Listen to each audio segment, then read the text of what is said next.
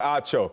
Did the Bucs get exposed last night? Bro, they got exposed the week before against the Giants. I told you that. They got taken advantage of last night. They got exposed on Monday night against the New York Football Giants. Then they got it taken advantage of. Remember, Marcellus, after the Buccaneers barely squeaked by the Giants, I came on this show and I told you, I said, hey, you've seen the blueprint to beat the Buccaneers. What was the blueprint? Head coach for the Giants, he said, hey, don't beat Tom Brady, beat everyone else. Beat everybody else. I remember that. You ain't got to beat the Hall of Fame first ballot, greatest quarterback of all time. Just beat his teammates, beat his peers. I said, hey, Marcellus, the Giants couldn't get it done because of Daniel Jones' two-point conversion. But be mindful, if somebody else can mimic this blueprint plus have the players, they'll get it done. What happened against the Saints? What happened?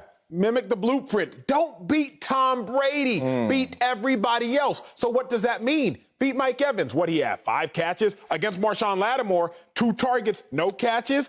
Beat Scotty Miller. What he have? 1 catch. He leads the Bucs in receiving yards. What Gronk have? 4 catches. Antonio Brown. 3 beat everybody else. And that's exactly what happened. But furthermore, they got exposed because he got exposed as a coach who let the moment become bigger than him. Bruce Arians, there's a reason I would say that he hasn't necessarily gotten to a Super Bowl before as a head coach. Oh, you're going there off of last night. Head coach. Let's go. Let's connect these dots. Why can I go there? Why can I connect these dots? Because first game of the season, call it a fluke. You lose to the Saints. It's a fluke thing, not a big deal. You need continuity. You need to mesh. But then this was the biggest game thus far of the season. Let's make no mistake about it. Bucs have not, Tom Brady hasn't been swept, and the Saints still have a chokehold on the division, 1 of 3 years in a row. Biggest game. But Bruce Arians didn't shine the brightest. Mind you, those at home, the first 12 to 15 plays on offense are scripted. You telling me you scripted that? You scripted 3 and outs. Tear it up. No, you scripted 4 3 and outs to start the game. The first 15 plays should look the best, and they look the worst. Okay. Marcellus, Yes. They didn't just get exposed. They got taken advantage of. Oh, they didn't get exposed. But by the technical definition, not your exaggeration, but by the technical definition of exposed, it just means you're vulnerable. And guess what? Every single team in the NFL this year is vulnerable. Outside the Pittsburgh Steelers, we'll get to them later because they looked even vulnerable yesterday. So I'm going to say it with a little less sauce. They didn't get exposed. Let's just go there to have some binary conversation here. This is why they didn't get exposed. One, if you look at them, this is a team that's still learning itself on the fly. And I understand you want to make last night the biggest game of the season for them. But I remember them just a couple weeks ago having the biggest game of the season. I thought it was the Green Bay Packers. Sure. And how did that turn out? Did they spank the Green Bay Packers? Yes, they did. Did they get spanked last night? Yes, they did. And that's to my point. Like, every team is vulnerable right now, especially when you look at the NFC. Were the Saints vulnerable when they only won 4 games by a combined 15 points? When they only could beat the Bears by 3, and the Panthers by 3, and the Chargers by 3, and the Lions by 6? Were they vulnerable then? No, Acho didn't have that conversation. He waits till they finally get a big win and says that they now have exposed another team. But at the same time, the team that got exposed, according to you, was also the team that we thought was the favorite to come out the NFC before this game. My point is this. It's going to continue to evolve. It's going to continue to shift. It's going to continue to look different week to week based on the big game matchups. Don't forget who's leading this bunch. Tom Brady, who doesn't believe in entitlement. You know why?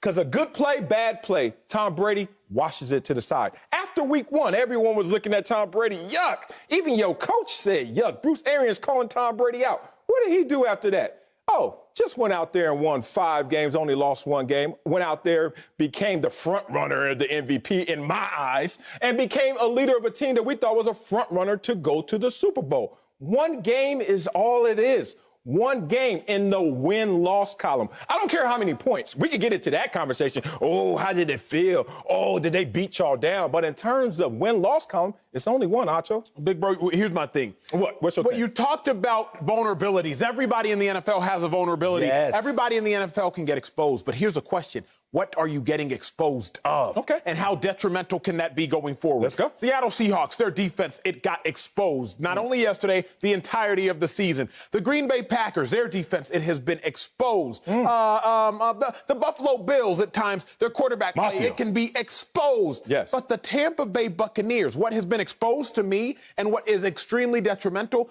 the offensive continuity. Feast or famine. I've said this before, Sel. I said, hey, it might be too many players, too many mouths to feed, and not enough chefs. Okay. And you're like, wait, whenever you say it's too much talent on a team, that just lets me know you're scared.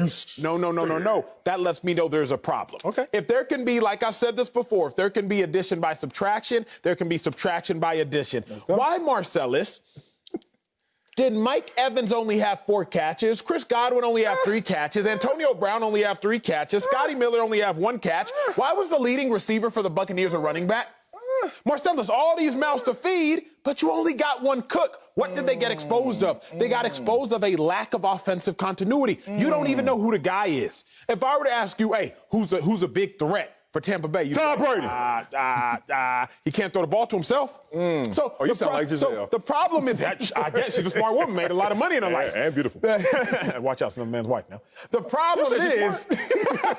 problem is, bro, they got exposed to me for a lack of continuity, and that to me is a bigger detriment than some of the other exposures that we have seen. That's why this team is something to worry about. It's definitely something to worry about. Come on, big dog. You should know more than anybody the difference between being exposed and just getting beat down. We played the game before. Like when somebody writes an article, y'all got exposed, and you be like, what the hell is this fool writing this article? All we did was get beat down. Got beat down like Emmanuel Acho did. Remember when you were in college at UT and y'all played UCLA? Oh, what that happened was, UCLA, y'all was 7th ranked. I remember watching that game. UCLA came out there and said,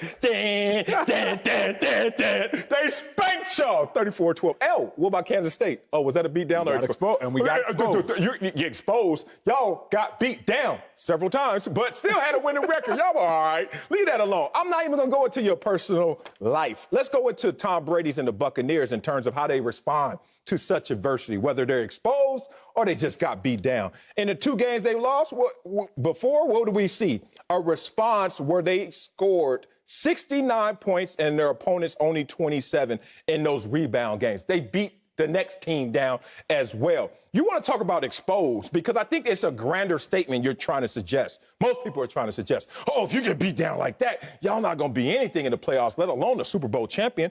Oh, I wonder if Tom Brady's ever got beat down to that tune. Oh, in 2003, he did. 31-0.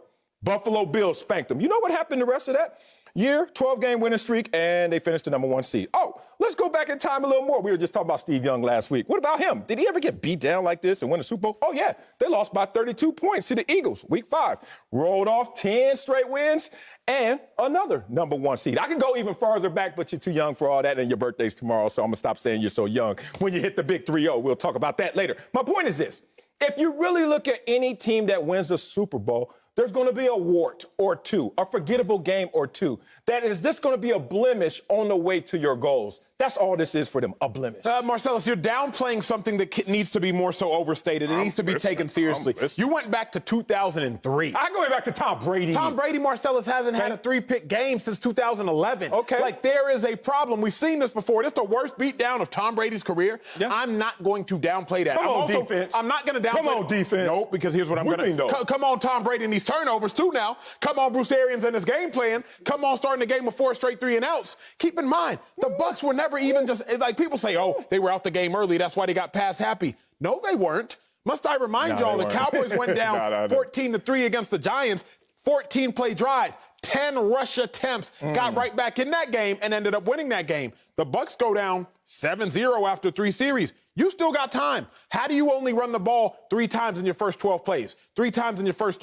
4 drives? It doesn't make sense. They got exposed as being impatient, got exposed as being too pass happy, got exposed as having too many mouths to feed. Marcellus, only the Bucs and the Lions had 5 different receivers with 5 or more targets. Only the Bucs and the Lions. 5 receivers, 5 more. It's terrible. What's Colin say? Let me take another note from Colin. I'll be borrowing from Colin. You be stealing. What you be borrowing? You borrow. I give him back 2. No. I give him his takes back. After I borrow these takes on speak, I say, hey, Colin, you can have your take back. Plagiarism. Here's what he says. Go ahead. If you got a quarterback competition, all that means is you got no quarterback at all. I'll give you that.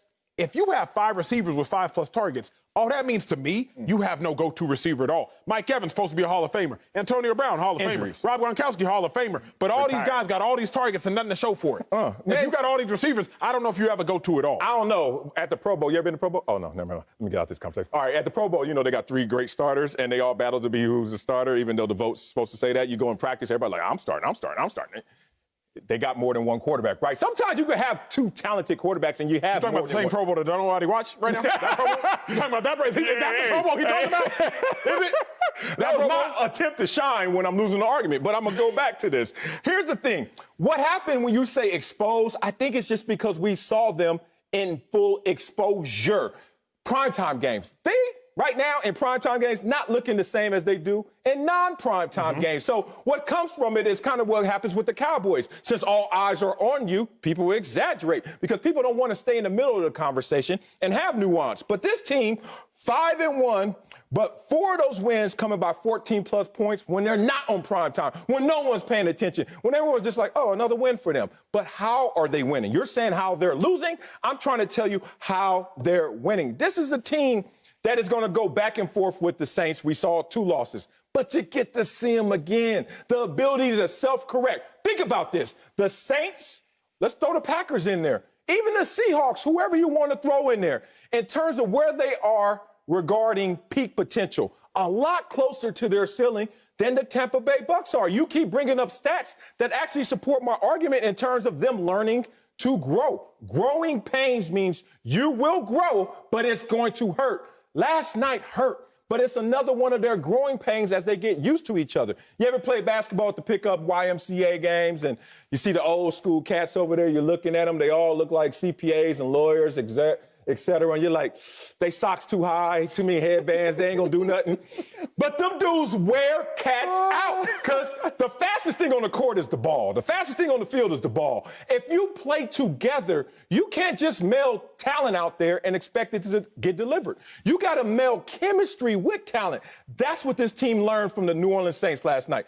We're more talented than that team, but they have chemistry. They're gelling together as the Tampa Bay Bucs will later in the season. So here are my 2 closing points, my 2 biggest things. Bucs fans, you got to be mindful of this. Number 1, you're 6-1 against everybody else. You've outscored those opponents by 93 points. But against the Saints, you're being outscored by 46 points. Number 2, Scotty Miller, unsung hero, been your leading receiver all game. Antonio Brown shows up. All of a sudden, leading receiver all season, Scotty Miller. Antonio Brown shows up, and Scotty Miller only has 1 catch. What happens with Antonio Brown? Miscommunication. Again, I don't know if y'all saw it. He can run it. I'm not just going to talk about week 1, Marcellus. I'm going to talk about the fact of you only have so many opportunities. Because what's going to happen? We're already 9 games in now.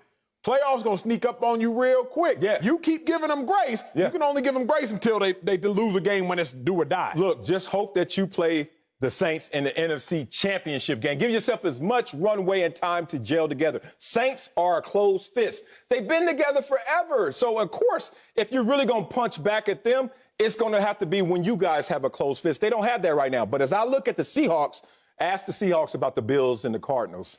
Exposed. Ask the Saints about the Raiders and Packers. Exposed. Ask the Packers about the Buccaneers and Vikings. Exposed. Right now, you can say that the Buccaneers are exposed, but to me, just 1 loss.